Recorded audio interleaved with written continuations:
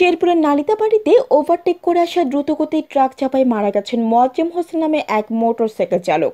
আহত হয়েছে শামীম ও জাহিদ নামে আরও দুই আরোহী। শুক্রবার বিকেল ৫টার দিকে শহরের অদূরে নয়নিকান্দা বাইপাস এলাকায় এই দুর্ঘটনা ঘটে। হতাহতরা শেরপুরের চর জঙ্গলতি গ্রামের বাসিন্দা।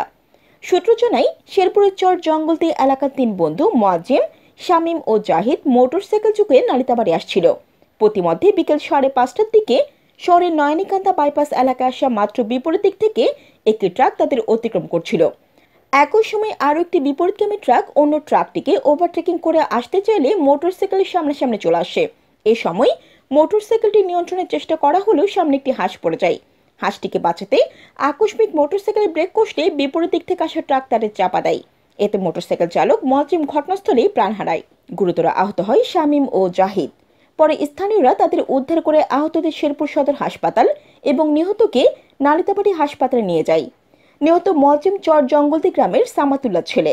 বিষয়টি নিশ্চিত করে নালিতাবাড়ি থানা ভারপ্রাপ্ত কর্মকর্তা মনিরুল আলম ভূঁইয়া জানান, ঘাতক ট্রাকটি শনাক্ত করা সম্ভব হয়নি। নিহতের স্বজনরা এলে পরবর্তী পদক্ষেপ গ্রহণ করা হবে। জান্নাতুল আফসানা, চ্যানেল বাংলা।